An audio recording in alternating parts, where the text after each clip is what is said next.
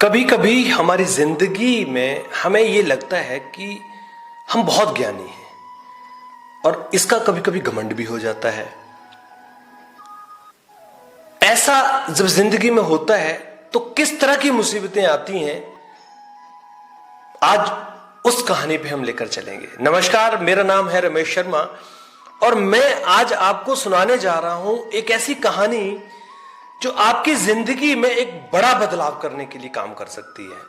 वैसे तो आप अपनी जिंदगी में बहुत समझदार हैं और इसमें कोई शक नहीं है, हर व्यक्ति इस दुनिया में समझदार ही है, किंतु कई बार परिस्थितियां ऐसी आ जाती हैं कि इंसान को अपनी समझदारी पर शक होने लगता है।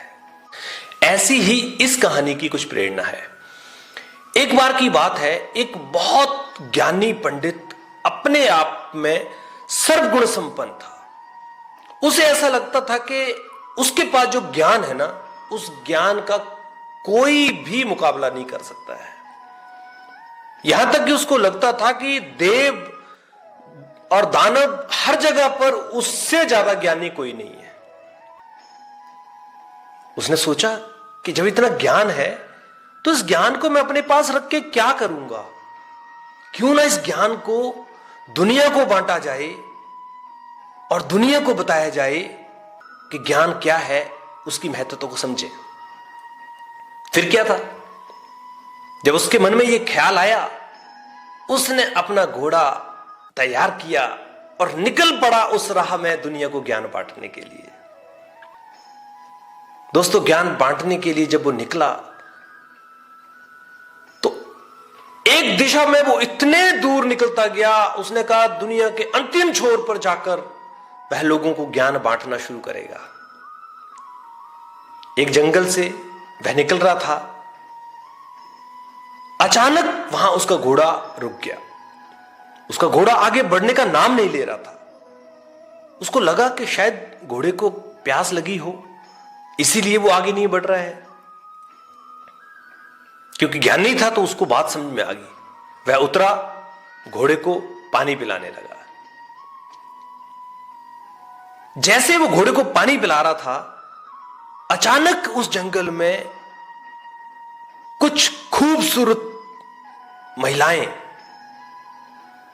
सुंदरियां उसको दिखी। जब वो उनको जंगल में देखता है तो वो हैरान हो जाता है, अरे ये क्या, इतने घनघोर जंगल में इतनी सुंदर स्त्रियां,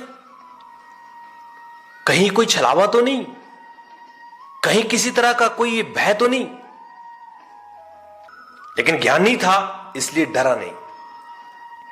वह स्त्रियां उसके पास आ गई और बड़े विनम्र भाव से उसको कहने लगी, हे महाराज, हमें लगता है आप थके हुए हैं और आप किसी मंजिल की तलाश में हैं। आइए कुछ देर जल पान कर लीजिए, फिर जाइएगा। उसने सोचा, इस जंगल में और ये जलपान की बात कर रही हैं, जहां इंसान नाम का कोई प्राणी नहीं है, जहां पर जानवर खतरनाक हैं, और ऐसे में ये महिलाएं यहां पर मुझे एक जलपान की बात कर रही, कुछ तो बात है। उसने उनके साथ चलना स्वीकार कर लिया। जब वह उनके साथ आया तो अचानक उसने क्या देखा कि एक खूबसूरत महल जंगल के बीच में, एक गुफा के बीच में बना हुआ, और जब वो उसमें अंदर आया तो उसने देखा किसी राजा के शानो शौकत जैसे महल उसको देखने को मिला। वह हैरान था, लेकिन उसके अंदर एक क्यूरियोसिटी थी, उसके अंदर एक इच्छा थी ये जानने की कि आखिर इस जंगल में, जहां पर मनुष्य नाम का कोई प्राणी नहीं हो सकता है, इतना घना घनघोर जंगल है, ऐसे में इस खूबसूरत महल का क्या राज है, कहीं कोई छलावा तो नहीं। जैसे ही वो अंदर बैठता है, उसके लिए जल पान तरह तरह की चीजें उसके पास आ जाती हैं, और जो महिलाएं उसको लेकर आई थी वह कहती हैं, महाराज आप जब तक जल पान ग्रहण कीजिए, हमारी महारानी थोड़ी देर में ही यहां पहुंचेंगी। वो फिर हैरान हो गया कि महारानी भी यहां है, और उसकी क्यूरियोसिटी बढ़ती गई और उसकी इच्छा बढ़ती गई कि ये क्या है। उसने सोचा, मैंने तो कभी ऐसा सोचा ही नहीं था कि ऐसा भी हो सकता है, लेकिन उसकी इच्छा कुछ और जानने की थी। थोड़ी देर में एक महिला वहां पर आई और उसने उसको साक्षात प्रणाम किया। महात्मन नमस्कार, आप कैसे हैं? वह भौचक्का होकर उसको देखने लगा। इतनी खूबसूरत महिला वहां पर खड़ी थी। अब उससे रहा नहीं गया। वह बैठकर उसके साथ बात करने लगी और उसका प्रयोजन पूछने लगी कि आप कहां जा रहे हैं। उसने कहा कि मैं दुनिया को ज्ञान बांटने जा रहा हूं, मेरे पास इतना ज्ञान है कि मैं उस ज्ञान से इस दुनिया को बदल सकता हूं। वह महिला हंसने लग पड़ी और उसकी बातें सुनती रही। अचानक वहां पर एक आवाज आई, राम नाम सत्य है, सत्य बोलो गत है। राम नाम सत्य है, सत्य बोलो गत है। आप समझ गए होंगे, उस जंगल में किसी मुर्दा को ले जाया जा रहा था और उस महिला ने अपनी दासियों को आवाज लगाई, अरे दासी, जरा देखना, बाहर किसी व्यक्ति का शव लेकर जा रहे हैं, जरा देख कर आओ वो व्यक्ति स्वर्ग जा रहा है कि नरक जा रहा है।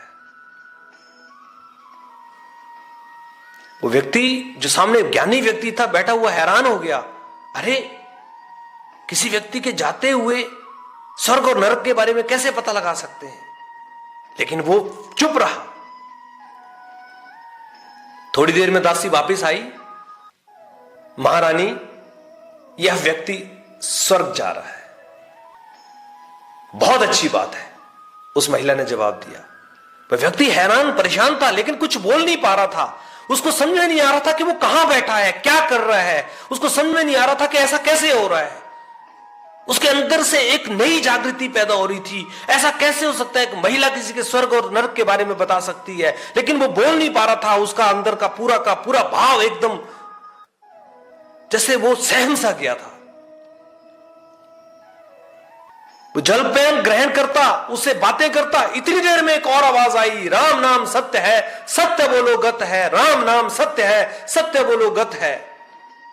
उस महिला ने फिर आवाज लगाई अपनी दासी को, अरे दासी, जरा देख के आओ, अब जो व्यक्ति जा रहा है वो कहां जा रहा है, स्वर्ग में जा रहा है कि नरक में जा रहा है। दासी थोड़ी देर में वापस आती है और कहती, महारानी, ये व्यक्ति नरक में जा रहा है। अब उस ज्ञानी व्यक्ति से रहा नहीं गया और चुप एकदम अंदर से बेचैन हो गया कि आखिर ऐसा कैसे हो सकता है। मेरे जैसा ज्ञानी व्यक्ति दुनिया को ज्ञान देने की बात करता है, जिससे ज्यादा कोई ज्ञान किसी के पास हो ही नहीं सकता। उस व्यक्ति को जानकारी नहीं है कि कोई व्यक्ति स्वर्ग जाता है या नरक जाता है, तो कैसे पता लगाता। और एक महिला जो एक जंगल में बैठी हुई है, ये कैसे बता सकती है। और वो बड़ी हैरानी से उस महिला को देखने लगा। उस महिला ने कहा, महाराज, इतनी हैरानी से आप मुझे क्या देख रहे हैं? आप सोच रहे होंगे मैं कौन हूं। महोदय, मैं आपको बताना चाहती हूं कि मैं एक वैश्या हूं, और ये जो आप देख रहे हैं ये सब मेरी दासियां हैं, ये सब वैश्याएं हैं। वो डर गया, अरे मैं वैश्याओं के पास बैठा था, वैश्याओं के कोठे पर आकर, उनके महल पर आकर मैं जलपान ग्रहण कर रहा था। ओहो भगवान, ये क्या हो गया। उसने कहा, महाराज, आप क्या सोच रहे हैं?